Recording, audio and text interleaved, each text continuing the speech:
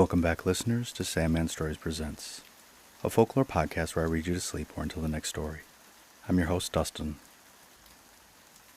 If you want more Sandman, I have extra stories that are too spicy for the main feed available on my Patreon, and you can join at the free tier and get everything.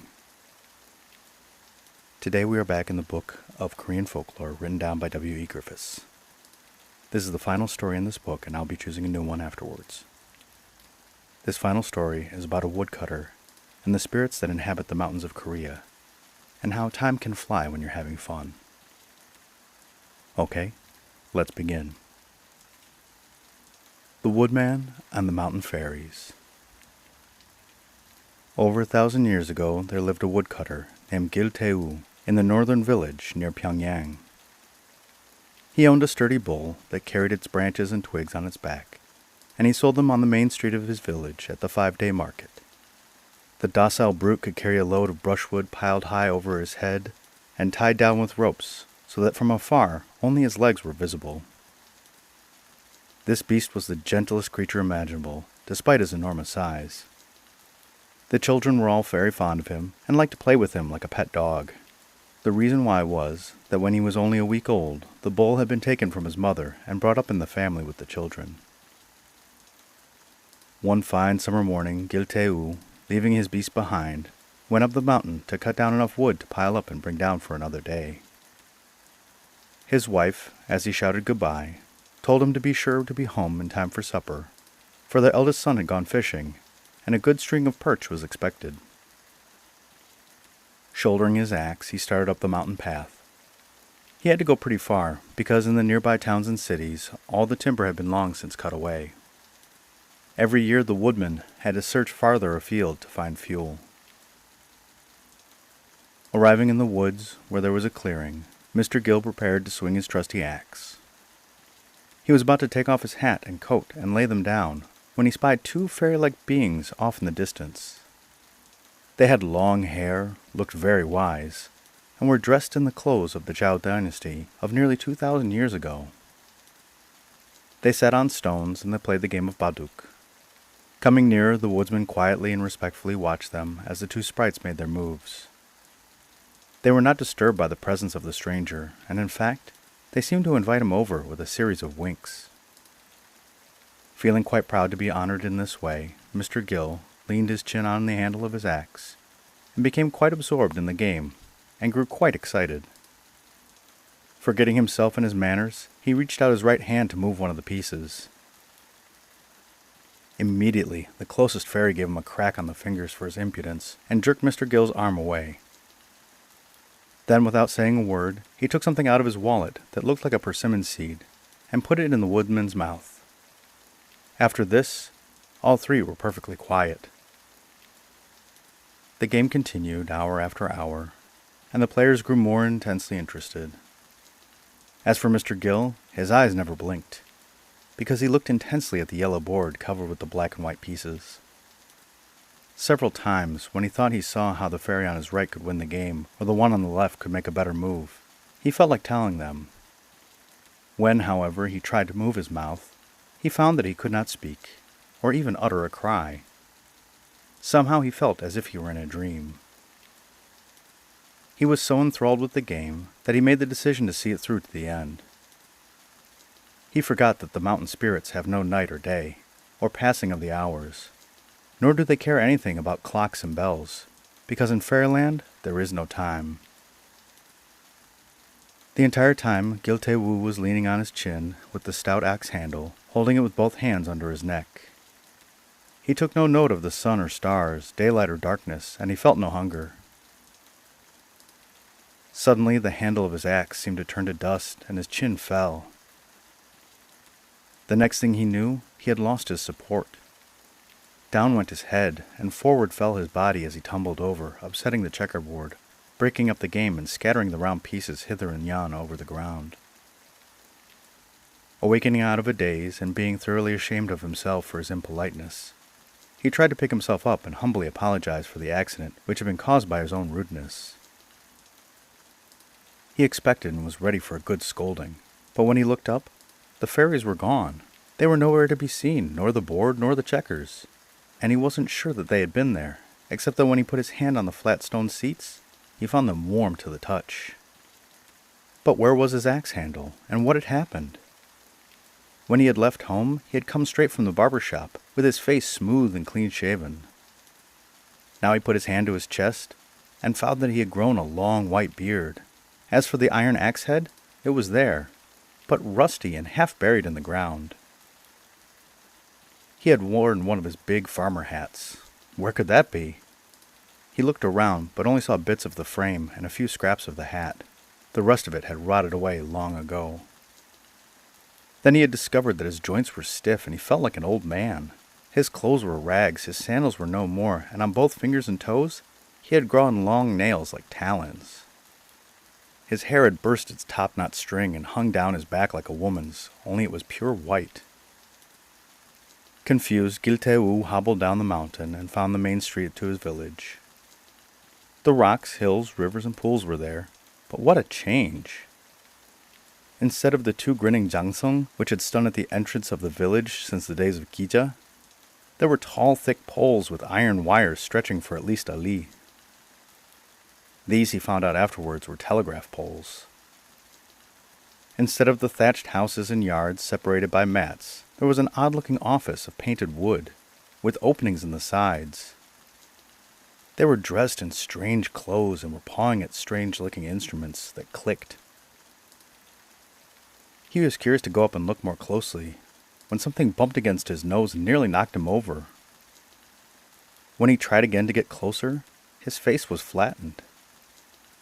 Feeling with his hands to solve the mystery, he touched something hard, which he could yet see through. Just then he heard a young man inside shout to him in Korean, "Hey, Mountain Daddy, leave that glass alone." Glass? Glass? Thought Gilteu. What is that? But he could not speak. He had hardly drawn a breath when, looking down two long lines of shiny iron in the street, he saw a house on wheels coming right at him. There was no horse nor man pulling it, but overhead was a long pole, and at the end of which was an iron wire. Inside, near the glass, sat a dozen or so Koreans. The whole thing, wheels and all, nearly ran him over as it thundered by, and his mouth opened in wonder, while a man at the end shouted rudely, "Hey, Mountain Daddy, where did you get your big mouth? You look like you're about to swallow the moon. Get out of the way of the trolley." That is how the conductor made fun of the poor old fellow, because he looked like one of the shamans that don masks that represent the characters and goblins that once lived in the mountains. These masks are usually shaped like a melon, and are cut with eyes, nose, and mouth, like the ones worn by American kids on Halloween.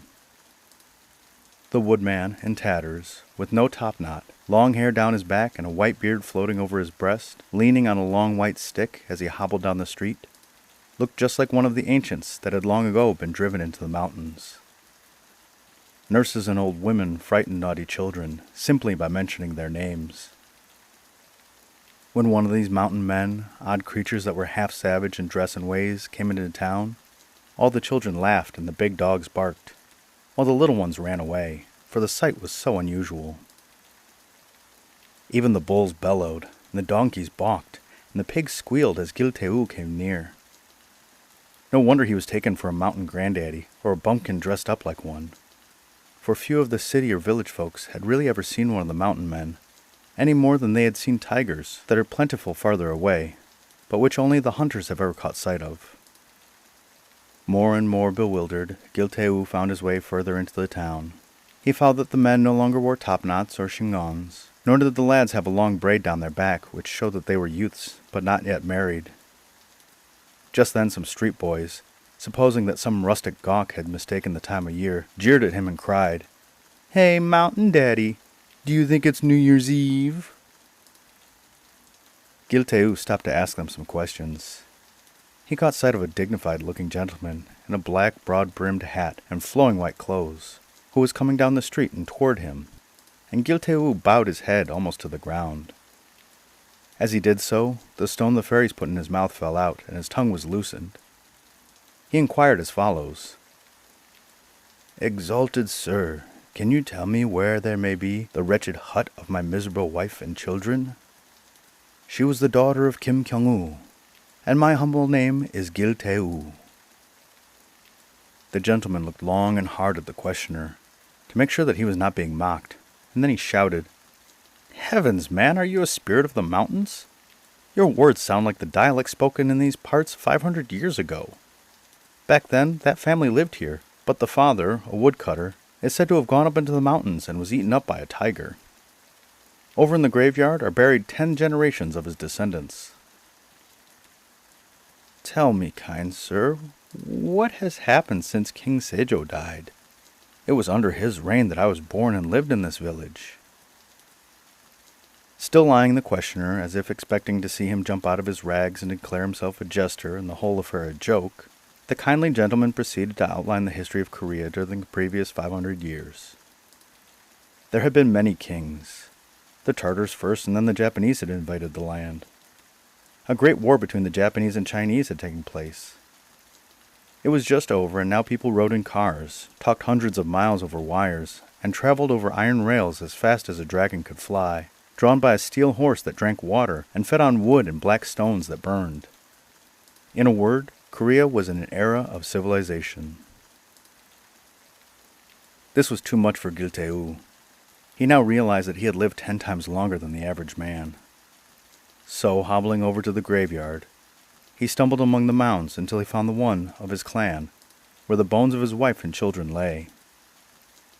Next morning, all that was seen of Gilteu was a mass of dust, rags, some bones, and much long white hair. Yet when they buried him, there sprang up around him, and on his grave, strange flowers that no one had ever seen in the city or village, but which bloomed only in the high mountains. The end.